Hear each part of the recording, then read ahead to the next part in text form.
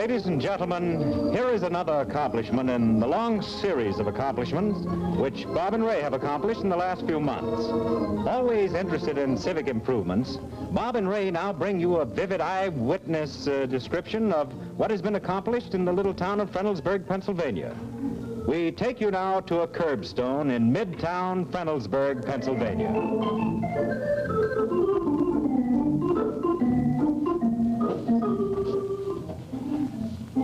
My friends, today we inaugurate the first parking meter system ever to be installed in our fair city of Frenelsburg, Pennsylvania. But my friends, this parking meter system has advantages that no other parking meter system has. For instance, just a moment, I see a visitor to our fair city approaching. Would you come over here, sir? Yes. How do you do? Stranger in the town? Yes, I am. I would like to introduce myself. I'm Watrous J. Finduddy. How do you do, Mr. Finn? What'd you say it was? Watrous J. Finduddy. You see, I sponsored the installation of these parking meters in this fair city of Frenelsburg. And I'm here to welcome all out-of-town visitors and to explain the system. This isn't Philadelphia then, huh? No, my good man, this is Frenelsburg, Pennsylvania. Well, I was looking for Philadelphia. I was trying to get Well, sir, there. while you're here, I would like you to try our new parking meter system. Now, where's your car? Right over there. That's your car? Yeah. I thought you'd be surprised. It's been in the family for 32 years. Quiet, quiet. Oh.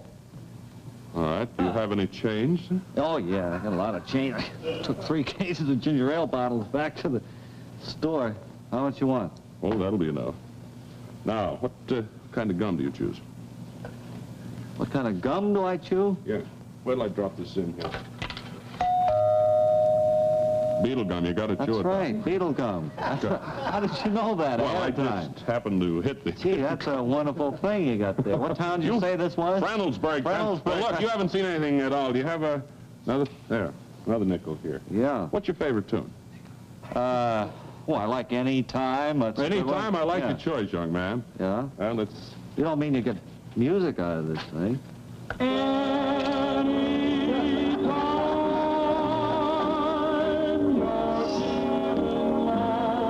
That's all right, you know, that's pretty good. Listen, I gotta go down to the 5 and 10 and get... Come on, sing a while. You're feeling blue. That's okay. I'll get some paper napkins and be right back. It's All right, fine. Now then, he thought he saw everything. Shut up! Now, he thought he saw everything, did he?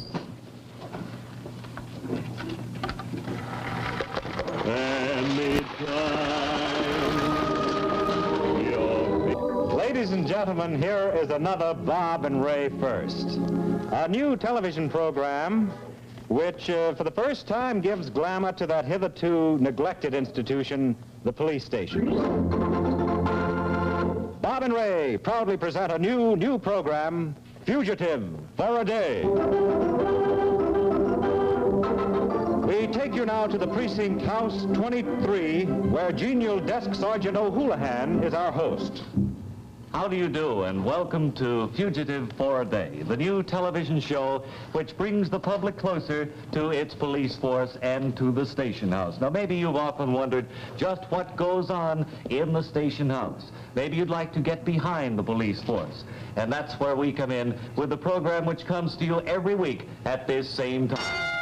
And here we go. We'll help you to know your police force better. Today, our guest is William Bonestacle, who is known to the police world as Willie the Hood. Willie was apprehended yesterday as the result of an 8-state alarm. Willie, would you come over here, please? And come before our television camera. Understand that you were apprehended just a short time ago. Is that right? That's right. 8-state alarm and everything like that. No, 10th state. They alerted Maryland and Delaware this morning. Well, isn't that a wonderful audience? How about that? All right, welcome to the program. And how are you feeling? Tell us that. Why? You're feeling okay. Where do you come from? Lowell, Mass. Lowell, Massachusetts. And your occupation, Willie? Oh, thank you. What's your occupation? Safe breaker. You're a safe breaker. Yes. Is that right? How long have you been a safe breaker? Well, about 18 years. 18 years! Hey, you're wonderful. Oh, you're great. Now, you understand how we play our little game, Fugitive for a Day, don't you? Yeah. You do? No, I just caught this morning. All right, well, let me explain it to you and to those... All right, audience, thank you. We're going to ask you 3 questions. If you answer each question correctly, you're going to get a wonderful prize. You get a prize on each question, but if you answer all 3 of them correctly, we give you the biggest cell that we have here in the jail, plus a real live jury when you come up for trial. How's that, audience? What classification have you chosen? Well, you're Safe breaking. safe breaking. All right, here's question number 1.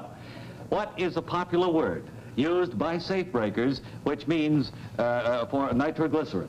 Soup. Soup! You're doing great. Here's your first prize. This is a brand new burglar kit made by the Homer Jet Company of Pituitary, Rhode Island. Now, every tool has a double facking, and it's beveled on both right and left-hand side. Wow. You'll have a lot of fun with those tools when you get back to your cell. And now let's try question number 2, shall we? Yes, sir. How do you melt the hinges of a safe? This is the safe-breaking category that you've chosen. How do you... And here for you to wear and enjoy is a black mask made of pure cocoon spun silk. How do you like that? That'll help out on your jobs, huh? Now let's try for question number 3. If you can get the... Oh, incidentally, the mask was a product of the Hidden Assets Corporation. And now... Okay, thank you. Now, the last question, the third question. Which one of the following men is a policeman? Tom? You. Oh, well, of course I am, but I'm the quiz master. All right, here's the question. Tom, Dick, or Harry? Which one is a policeman? Afraid I can't hear you. Tom, Dick, or Harry? One of those 3 men is a policeman. If you can answer that, you get all 3 prizes. I hope you can get it. I can't help you too much. Tom, Dick, or Harry? Don't help the audience, please. Don't help him out. Oh, I hope you can get this. Dick. Dick, right! And for you, Willie, for having answered all 3 questions, this lovely fur creation of Bergman Gooddorf, 5th Avenue, New York. Wear that. I think you like it. Oh, thank you very much. Want to say anything to the folks back home before you leave? Well, just hello, Ma, and hello, Pa, and I'll be home for supper in about 15 years. Mary Backstage, Noble Wife. The story of a young girl from a deserted mining town out west who comes to New York to find romance and security as the wife of handsome Harry Backstage, famous Broadway star. A story of life as the wife of the beloved idol of 1,000,000 women. It's 4:30 in the afternoon at the Backstage summer home in Skunk Haven, Long Island, as Harry finishes reading the final draft of the new play, Lament of the Locusts, as the doorbell rings. And Harry goes to admit his wife, Mary, and Greg Marlowe, young playwright, author of Lament of the Locusts, and secretly in love with Mary. And we hear... To be back. Oh, come on in, sit down. Oh, Mary, didn't we have a wonderful time, though? Oh, yes, Greg, wonderful. Harry, she's a wonderful girl. Oh, she's a regular jewel. Oh, she's a great companion on a drive through the countryside, I might say, too. I'm a sweet girl, too. Where did you go? Very sweet. Where did you go? We took a drive through the countryside. You've read over the play, have you, this afternoon? Yes, and Greg, I want to tell you right now that every word is a gem. Well, thank you, Harry. I do think it's the best thing I've ever done. Mary, didn't we have fun this afternoon? Oh, yes, Greg. We certainly did. I hope we can do it again. Are you hungry? Often. Would either of you like something to eat? Yes, I wouldn't mind some refreshments. Would you consider getting us something, Mary? Of course, Thank you, dear. I That know would you be don't. wonderful. Harry, you say you liked the play. Greg, I think this is the answer. I I hope just made you some cocoa. Well, that was fast, Mary. Say. Cocoa, that's my favorite beverage. Oh, wait just a minute. There's skin on the top there. Oh, that's too bad, Mary. Harry doesn't like Spoiling the an skin. otherwise perfect... Put your hand out, dear. Oh, I'd rather not. Oh, Harry. Harry, I was thinking this afternoon, I hope your performance in this play will be better than the last ones that you've done. I remember when you failed to show up for opening night, your last play. You certainly didn't warm the audience. You ready for some more? Oh, thank you. Didn't warm this cocoa either. I'm afraid I don't care for any, my dear. Just as I thought. I have to leave. I'll take a few cookies. Harry, you'll be at the theater real early tomorrow morning. You bet I will. I can hardly wait to get there and start reading that old pie. Wouldn't you like some more lukewarm cocoa before you go? No, I don't believe so. Have a good dinner, Harry, and I'll see you at the theater tomorrow morning. And Mary, once again, thank you for a very pleasant afternoon. Oh. Goodbye. Goodbye, Greg, friend. You ready for more cocoa, dear? No, really. No? Mary, seriously, I don't know as I'm thrilled about you riding in the country with Greg. Oh, now, Harry, isn't that silly? You, the idol of millions, saying a thing like that. I just don't think it's proper. I'm going upstairs, check the goldfish. All right, here, dear. What? No, thank you. Oh, Harry. All right, I'll clean up the dishes while you're gone.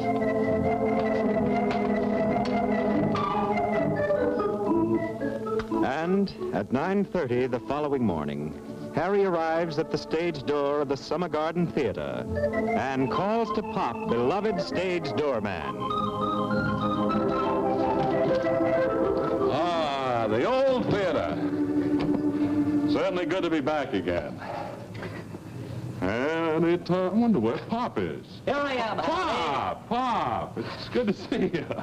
Good to see you, my friend. I'm sorry, Pop. Be careful. I'm not as young as I used to be, Harry. So how's everything rolling along here? I suppose it's good to have action again, isn't it? The old theater. What's that, Harry? I say, I suppose it's good to have action here. Yes, it's fine. I remember all of the past performances you've put on in this theater. All of the many flops that you've had. Oh, look, please, Pop, I'm afraid I'll be jinxed if... Harry, I hope you have all the luck in the world. Where is everybody? Well, Jessica Culpepper, your leading lady, is here, and I believe Greg Marlowe, young playwright secretly in love with your wife, is here. Well, I'm glad that Jessica's here. I'll go in now. We'll run through some of the lines. All right, Harry. You watch the door, Pop. Don't worry, I've done it, man and boy.